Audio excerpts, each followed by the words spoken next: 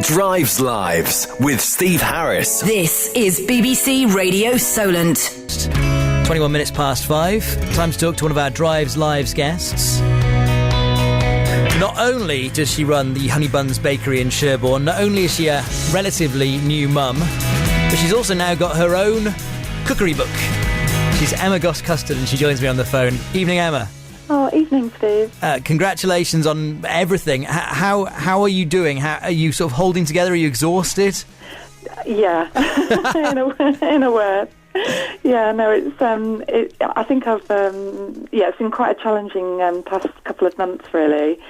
And the book, albeit it's a team effort, it's still quite nerve-wracking when it actually goes live, and we've all been waiting anxiously to see what the feedback is. I can believe it. I mean, we've been speaking about the book for maybe as much as 18 months now. Would it be that long, really? Yeah, it really is. Yeah. God. And, well, I've held a copy in my hands. It's an impressive thing, but presumably there's part of you that just thinks these are my recipes and I'm putting them out there in the actual world. Yeah, it is really nerve-wracking because you want them to be liked. I think we all want that, and we've put so much into it. I couldn't even bear to read the book when it was finished. Really? We all just really felt anxious, and it's just brilliant, the reception it's had, particularly by online bloggers, online reviewers who really know their stuff. Yeah. It's been a huge relief to actually get the feedback, and we were quietly confident that the recipes would work, but like you say, you're really laying yourself open to criticism. Being a typical man, the copy that I have, I gave to Jen, who was producing me, I think, on Tuesday, and said, there you go, you take that away and maybe bake me some treats one day. Ooh. Is that a bit 19th century? Maybe a little bit.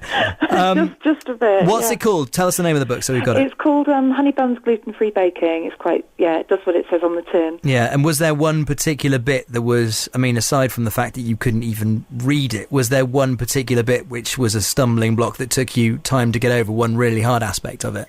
No, not really. I think it was the fact that we're not that conventional, and it was having the confidence to, because we know the recipes work for us and they're liked by our customers and so on, but we don't follow a conventional pathway. Like, for example, we don't make pastry in a conventional way.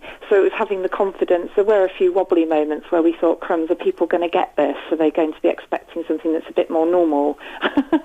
But people seem to really embrace it, and we've tried to make it as unfussy as possible so that you can skip a lot of the more complicated, conventional steps. It's quite early on in the process now that it's sort of out there in the world. It's just been a couple of weeks, but would you do it again?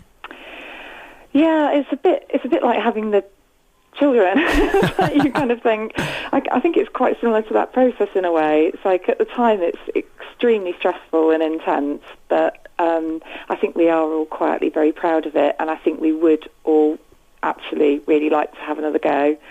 And there is talk of a savoury book. Oh, wow. Certainly the publishers are very keen on that, but understandably, because we're a small outfit, it requires quite a lot of time and resources, so we've got to be careful about the timing, really, but I think that we will do a number 2, yeah. All right, well, let us know when that happens. Yeah.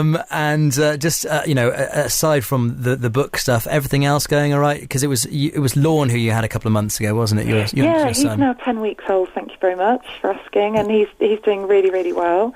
We're planning, I was wondering what to mention, and we are planning a apple party, which is a celebration of the apple. Yeah, it's going to be a great apple autumn if we get any sunshine, because they'll be big and juicy and sweet if we get some sunshine. They're going to be fantastic. There's quite a lot of small little, exactly right. It just depends on the sunshine and the warmth that we get now.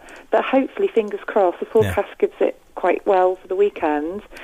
So, hopefully. But it's an apple day. Lots of people have them, particularly in Somerset, Dorset, and ours is going to be exactly that, plus a few hand-picked vintage stalls and sweet things like fiddle music and lots of gorgeous food and drink. And when's that happening? That's going to be on Saturday the 6th of October. It's completely free to come along. You don't need to book. Just turn on up and everyone's welcome.